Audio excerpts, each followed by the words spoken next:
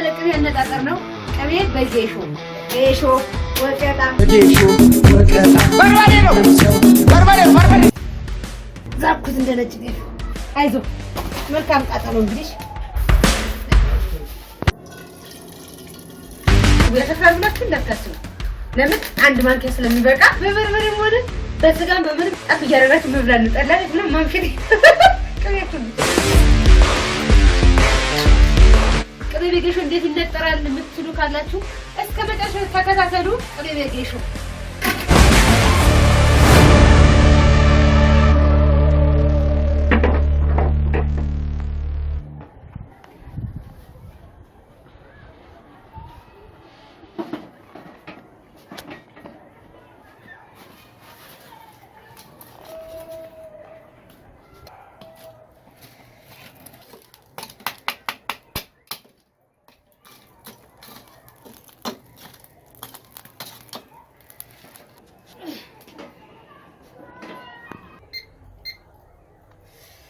እሺ 00 ነው። ዋው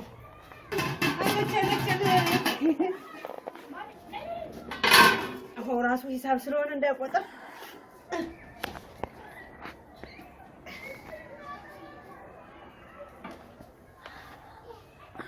እስኪ ስንት ግራም ሆነ? ይሄው ቤተሰቦቼ ኪሎ ነው። ባዶ ድስት ነው የመዘንኩት። 1 ኪሎ ከ34 ነው። ይሄው አሁን ዋና ይመጣል። ወይኔ ወይ እዚህ ጀምሮ ወጣ። ስብሐ ወልድ መንፈስ ቅዱስ አሐዱ አምላክ በስላሴዎች ስም። እሺ ይመዘናል። መዝነው ነው። አይዞህ እንግዲህ ወደ ጉረሮ ትገባለህ። እውነት ነው። አይ ማርያም ቆንጆ ቅቤ ነው። ዛኩት እንደ ነጭ ጤፍ። አሁን እዚህ የምመዝነው 6 ኪሎ ነው። 7 ኪሎ ከ34 ግራም ማለት ነው መሰለኝ። ግዙ እንጂ እስኪ ተመልከቱት። ፍርፍር ያለ እንዳይብ ፍርፍር።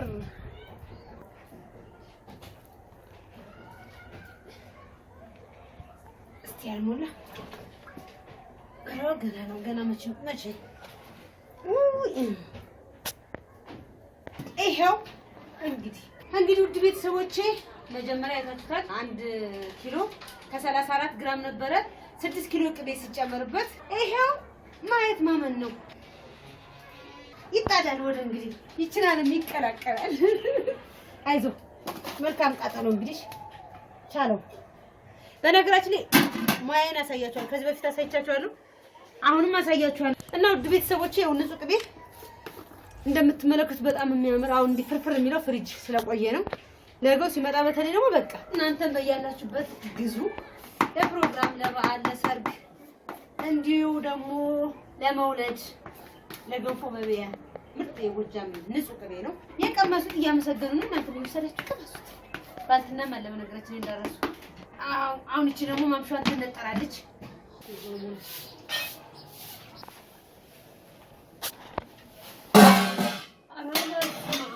በሰው ወይኔ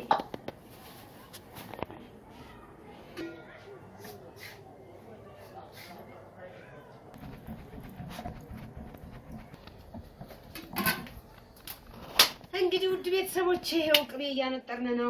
በሁሉም አለን። በበርበሬው አለን፣ በሽሮ አለን፣ በልብሱ አለን፣ በምኑ አለን። አሁን ደግሞ በቅቤ ማንጠሩ አለን። በነገራችን ላይ ይሄ ቅቤ ለማንጠር ተዘጋጅቶ ተቀምጧል።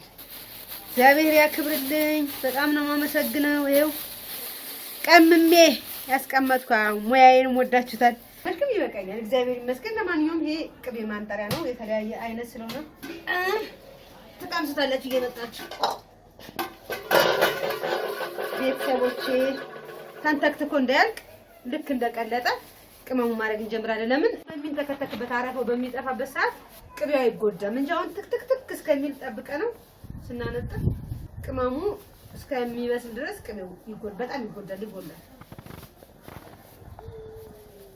ነጭ አዝሙድ አረፋው እንዴት ሳይጠፋ ምናምን ትችላላችሁ። ግን አረፋው በሚንተከተክበት ሰዓት አብሮ ቅመሙ እየበሰለ እየጣፈጠ ይሄዳል። አረፋው ተንተክትኩ ሲያልቅ ቅመሙ ስናደርገው ቅመሙ ሳይበስል ቅቤው ሲወጣ ጣዕም አይኖረው ማለት ነው። ስለዚህ ቅቤው በጣም እንዳይጎዳ እሳት እንዳይጎዳው አብሮ ይንተከተካል። ስለዚህ ቅቤው አይጎዳም። እኔ እናንተ ቤተሰብ ሙያ ያለኝ ሴት ነኝ። ራሴን ደግሞ በርበሬ ነው የታጭታል የቀመሱትም እየደወሉ ያመሰግናል። እና ለማንኛውም ያሰማችሁ ካላችሁ የነጭ አዝሙድ ነው። ነጭ አዝሙድ ወይም ነጭ ቅመም። እንግዲህ ውድ ቤተሰቦቼ ይሄ ደግሞ ኮረሪማ ነው። ቅቤና ኮረሪማ እንግዲህ ታውቃላችሁ፣ በርበሬ፣ ቅቤ፣ ኮረሪማ በጣም ነው የሚዋደዱት። ካስቲናችሁ አዎ ኮረሪማ በስማ እንግዲህ ውድ ቤተሰቦች አሁን ደግሞ ኮረሪማውን እንጨምርበታለን። በቃ ይሄ ቅቤ እንግዲህ ያው እንደምታውቁት እንጃ። በነገራችን ላይ ለቅቤ በጣም ምርጥ ነው ኮረሪማ። የኮረሪማ ዋጋ የሚቀመስ እንዳይመስላችሁ እናቴ። አሁን ደግሞ እንደምትመለከቱት ጥቁር አዝሙድ ነው።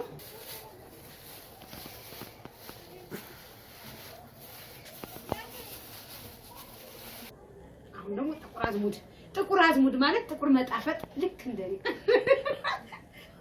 እና ደግሞ እንዳይጠቁር ቅቤው አይጠቁርም። አብሽ ተቆልቶ ስለተፈጨ ጣዕም አለው እንጂ እውነት ለመናገር ጥሬው ሲሆን ይማራል። ቅቤውን የሚያጠፋል ግን ተቆልቶ።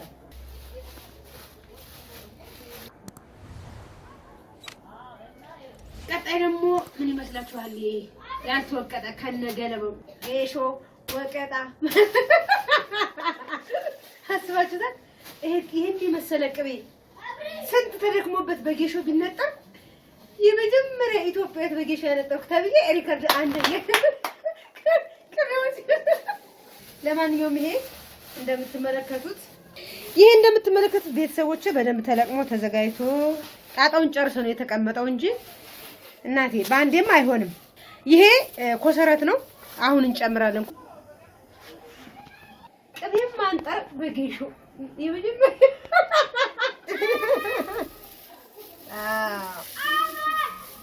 ይሄ በጣም ነው የሚጣፍጠው። ይሄ በሶ ብላ ነው። በሶ ብላ በደረቁ ማለት ትችላላችሁ። እርጥቡ ሲሆን ደግሞ በጣም ነው የሚያጣፍጠው። በሶ ብላ ሽታ በቪዲዮ አይገባም እንጂ ይሄ እየሸተታችሁ አንጣረን እንግዛ። ለማንኛውም ውድ ቤተሰቦች ይሄ ቅቤ ከመሽቶት የተነሳው ለመናገር ከታችሁ ቢገመጥ ይሄ የታገር ቅቤ ነው። የት ነው ራስ አንጥር ሊሆነው ሊሰለፉ ማለት ነው።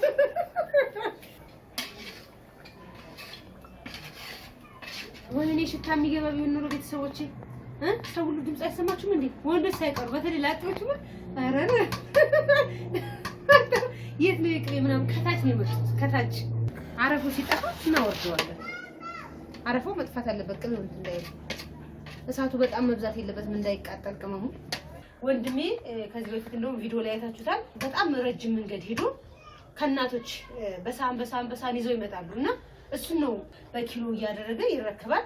ከዛ እዚህ ሲመጣ የፈለገ ቀን ቢቀመጥ በቃ ንጹህ ቅቤ ስለሆነ ምንም ማርያም በጣም ነው የሚጣፍጠውና ንጹህ ሳር በልተው ከብቶች ስለሚታለው በቃ ሽታው ሽታ አይደለም። እርጉ በቃ ወተት ነው የሚሸተው። በጣም ነው የሚያምረው። እና እንግዲህ አሁን የህንጻው ሰው ተሰብስቦ ወደ እኔ ቤት እንዳይመጣ ነው። ይሄ እንግዲህ አረፋው ሲጠፋ በደንብ ሲንተከተክ ወደ ቦታው እንመልሰዋለን ማለት ነው። ወይን እንግዲህ ልክ እንደ በርበሬው አዘገጃጀት ሀሳብ አስተያየታችሁን ከእናቶች ደግሞ ሙያ አማራለሁ ከትልልቅ እናቶች እኔን ከሚበልጡ።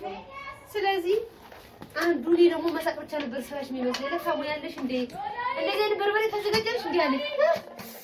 ቅቤን ደግሞ በገንፎ በቀመስኩ አልኩት በኮቤት ሽታው ደስ ይል።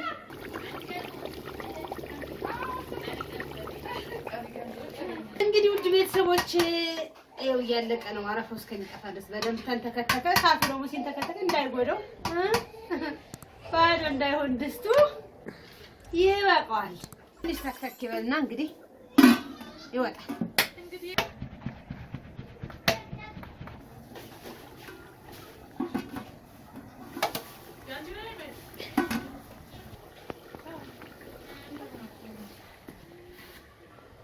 ሰላም ጤና ይስጥልኝ እናቶቼ፣ አባቶቼ፣ እህቶቼ፣ ወንድሞቼ በመላው ዓለም የምትገኙ ውድ ቤተሰቦቼ እንዴት ናችሁ? ደህና ናችሁ? እግዚአብሔር ይመስገን። ክብሩ ይስፋ ለድንግል ማርያም ልጅ ለመድኃኔዓለም። እንኳን ለበዓል መዳረሻ በሰላም አደረሳችሁ። ዛሬ እንግዲህ ለየት ያለ ቅቤ አነጣጠር ነው። ቅቤ በጌሾ ጌሾ ወቀጣ ማንም ሰው ሳይመጣ እንዴት ለምንድን ነው በቅመም ብቻ የሚነጠር? በጌሾ መነጠር አለበት። ለማንኛውም ቅቤ በጌሾ እንዴት ይነጠራል የምትሉ ካላችሁ እስከ መጨረሻው ተከታተሉ። ቅቤ በጌሾ እንዳትመርሽ ሆነ የመጀመሪያ ኢትዮጵያዊ ሴት ነኝ። ቅቤ በጌሾ በኢትዮጵያ ምድር ላይ ሪከርድ ሰብራለሁ በ2018 እንዴት እንደሚጣፍጥ ጠብቁ እስከ መጨረሻው።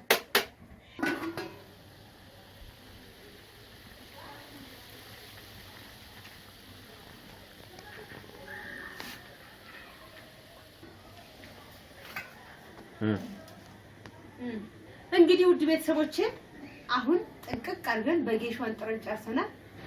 እናወጣውና አብረን እናያለን ማለት ይበቃዋል። እንግዲህ ውድ ቤተሰቦቼ በጣም በቅቶታል።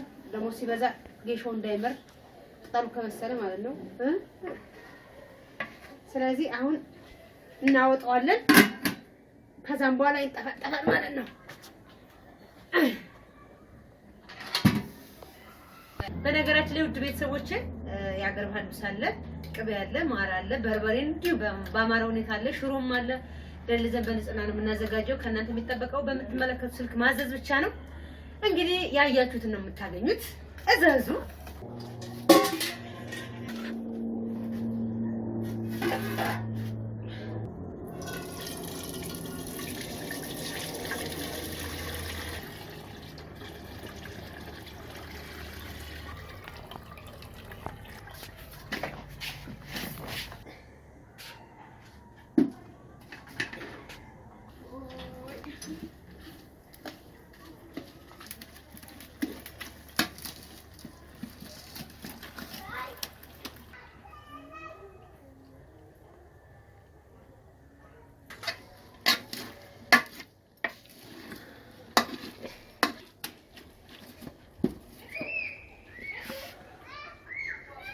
ዛንዴ ዶሮ መስሪያ።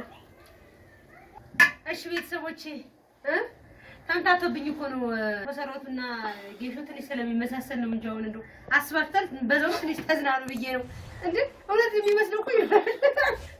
እቺንም ጭምቅ ያረኩው ሂሳብ ነው ገንዘብ ስለሆነ ቅመሙ ስለሚጠጣው ለዶሮ መስሪያ ትወጣው ብዬ ሂሳብ ነው። እየገዛችሁ በየቤታችሁ ተጠቀሙ። ንጹህ ቅቤ ነው እንዳያችሁት። እንግዲህ ማየት ማመን ነው። ሀሳብ አስተያየታችሁን በኮሜንት እጠብቃለሁ። መልካም የበዓል ቀን ደግሞ እንገናኛለን። እንዳምላክ ፍቃድ ሙያዬን በኮሜንት በርበሬ ሳዘጋጅ አይታችኋል። ዶሮ ስሰራም ከዚህ በፊት አሳይቻችኋለሁ። ሙያዬን በኮሜንት እጠብቃለሁ። አዎ አይ አልቻልሽበትም ከሆነ እሺ አስተካክላለሁ። ጎበዝ ነሽ ከሆነ እሺ በርበሬም እየገዛችሁ ቅቤም እየገዛችሁ እንደዛ ነው። በቃ ለማንኛውም ቤተሰቦች እስካሁን አብራችሁ ስለነበራችሁ እናመሰግናለን። ያው በጨለማ መሽቷል። እንግዲህ እግዚአብሔር ያክብርልኝ። ሀገራችን ኢትዮጵያ ሰላም፣ ህዝባችንን ሰላም ያደርግልን። ሀገር ሰላም ስትሆን ሁሉ ነገር ማከናወን የሚቻለውና ሀገሬ ኢትዮጵያ ሰላም ሁኚ። እንገናኛለን።